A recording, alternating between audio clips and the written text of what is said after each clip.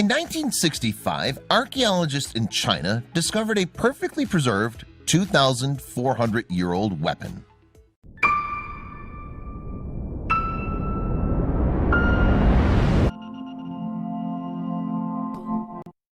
But before we start, please make sure to subscribe and hit the bell so you never miss an upload from us. Also, leave a like right now. Central China, 1965. A team of archaeologists are exploring a network of subterranean tombs when they locate an ancient, waterlogged casket. Prizing it open, the experts find a human skeleton and a sealed wooden box. And within that box is a sword, a beautifully crafted instrument that no one has set eyes on for some 2,400 years. Swords have long represented power within human societies. For warriors of so many cultures and times, the weapons have been seen to symbolize strength, chivalry, and masculinity, as well as war. Indeed, this is reflected in the plethora of hero myths that have survived through the ages, from King Arthur and Excalibur to the Greek myth of Perseus. And the Far East, too, has much to offer in this arena. The so-called Sword of Goujian, discovered in the Chinese tomb in 1965, is an incredible cultural treasure. Its workmanship is sublime, and its physical properties are extraordinary, and its discovery in modern times has allowed historians to take a look back into an ancient world. The sword was uncovered in the province of Hubei, whose name means north of the lake, a reference of the expansive Lake Dongting in Hunan province. The Hubei area was inhabited by humans during the Neolithic times and is considered to be one of the birthplaces of Chinese civilization. And naturally, Hubei province has a rich and intriguing archaeological record. At its heart, the province consists of a sprawling, ultra-fertile alluvial plain called Zhangjian.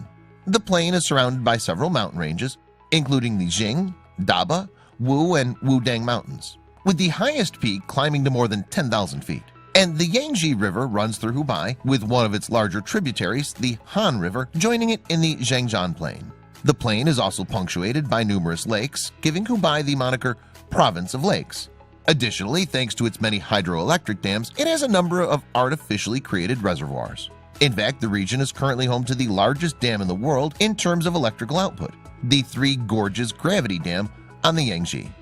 The Sword of Goujian was found during a survey of the Zhang River Reservoir's second aqueduct, which is located in the city of Jingzhou. This urban center is a 2,000-year-old hub of culture and history that was once the illustrious capital of the state of Chu, a kingdom that lasted for 411 years and saw a succession of 20 kings. Now, while investigating a section of aqueduct in the Jiangling County, the archaeologists discovered a series of 50 tombs, apparently constructed during the Chu era. And so, in October 1965, they commenced digging. Over the next 3 months, the team would then go on to recover a haul of more than 2,000 artifacts. The casket containing the Sword of Goujian was discovered in a tomb situated about 4.3 miles from the ruined city of Ying. Said bygone city was another old capital of Chu, in its case located close to contemporary Guangzhou.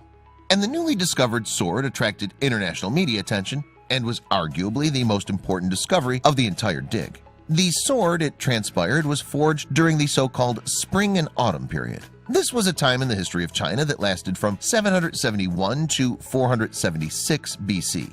The name, meanwhile, comes from a set of records written during this time that describe the affairs of the state of Lu. Known as the Spring and Autumn Annals, these records contain accounts of major events in the region, such as battles, marriages, deaths, and rituals. The annals are traditionally thought to have been assembled by the pivotal Chinese philosopher Confucius and remain a key historical source. In fact, they're regarded as one of the 5 classics of Chinese literature.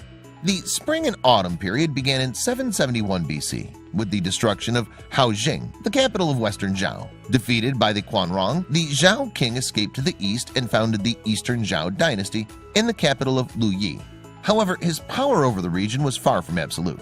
In order to hold his empire together, the Zhao king had relatives and loyal generals manage parcels of it as their own fiefdoms, which then gradually evolved into separate states. The 12 most powerful states were known as the 12 vassals, and representatives from the states met frequently to strategize and collaborate, particularly in matters of warfare. But as time went on, the kingdoms began to quarrel among themselves. Warfare in Hubei led to gradual establishment of numerous small states, transforming the map of the region. In fact, some 148 states were noted in the Spring and Autumn Annals, but this was reduced to just 20 by the end.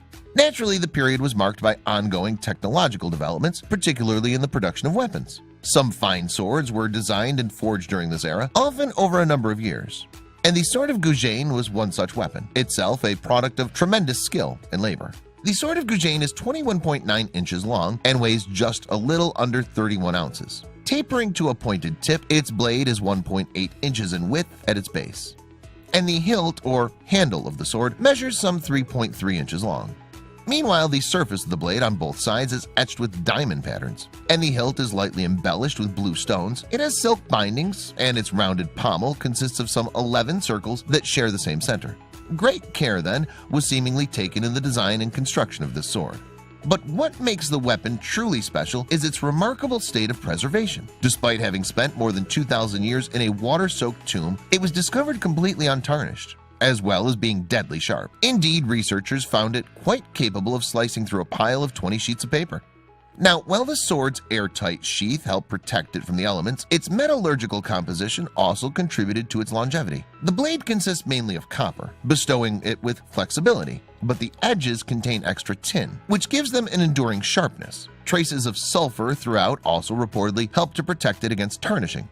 As for the owner of the sword, well, he's named specifically in 2 columns of engraved script on both sides of the blade. The writing is a type of seal script known as birdworm, after the fuzzy strokes that define its characters. Seal script derived from so-called oracle bone script and was in popular use through the spring and autumn period. The inscriptions of the sword reveal then that it once belonged to a local king, King of Yu, it says on one side of the blade, made this sword for his personal use, it says on the other. However, the words do not specify exactly which King of Yu made this sword. Now, the Kingdom of Yu was a regional power that lasted for approximately 160 years, until its annexation by Chu in 334 BC. Some 9 different kings ruled over the state during that time, and so in order to determine the sword's owner, a group of historians started to share their theories in a series of written letters. After several weeks of discussion, the scholars began to develop a broad sense of the sword's history. It's believed that it belonged to Goujian, a warrior king famed for his grit and determination in difficult times. In fact, Goujian participated in the last great war of the age and is thought by some to have been one of the 5 hegemons. The 5 hegemons were essentially a succession of regional warlords who had the power to mobilize the considerable military resources of the Zhou Empire. In effect, they were responsible for maintaining peace and unity throughout the region, and they were tasked with defending it from outside aggression.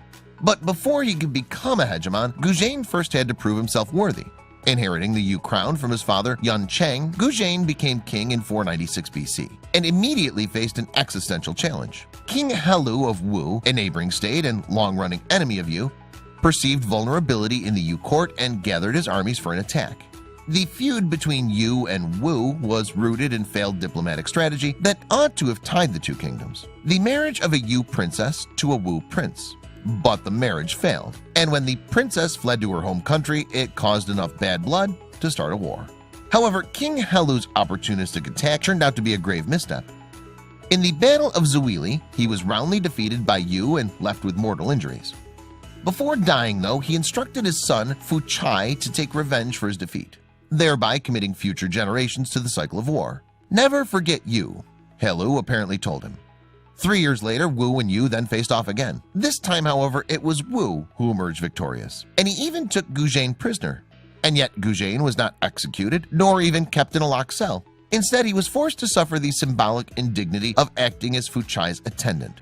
Goujian's ordeal lasted just 3 years before Fu Chai allowed him to return home. So, his royal power restored, Goujian assembled a team of seasoned counselors and diplomats to help strengthen his kingdom. And at the same time, he began pursuing a strategy of weakening Wu and its infrastructure with unofficial inducements and conspiracies.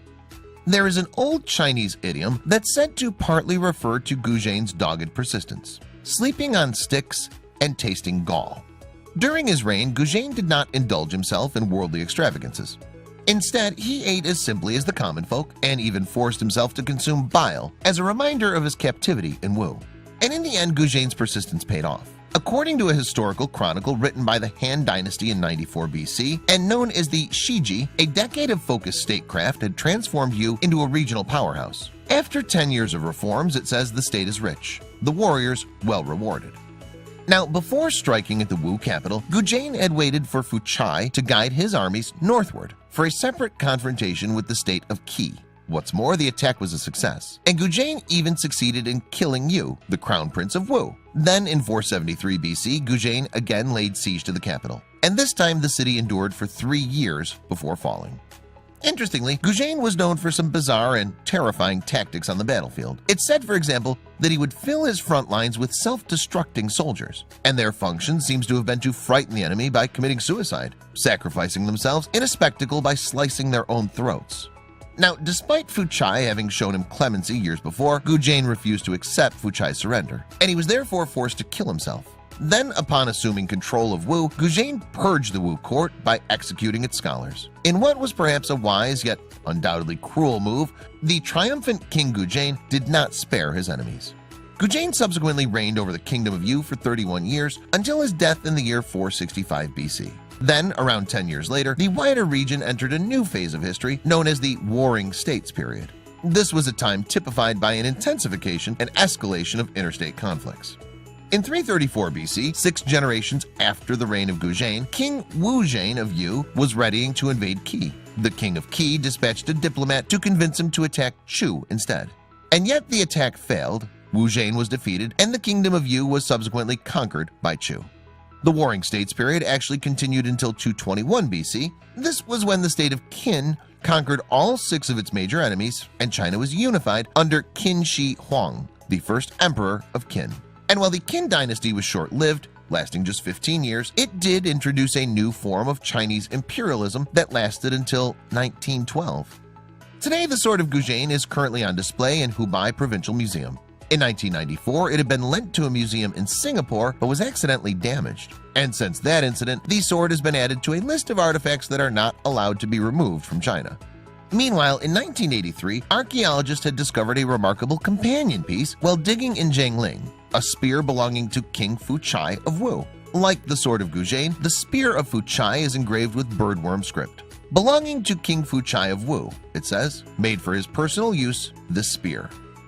Hubei then has a particularly rich cultural and historical legacy. Priceless artifacts found there, such as the sword of Goujian, recall a distant past filled with kings and warriors. And who knows what other archaeological treasures may be waiting to be unearthed in this area in the future.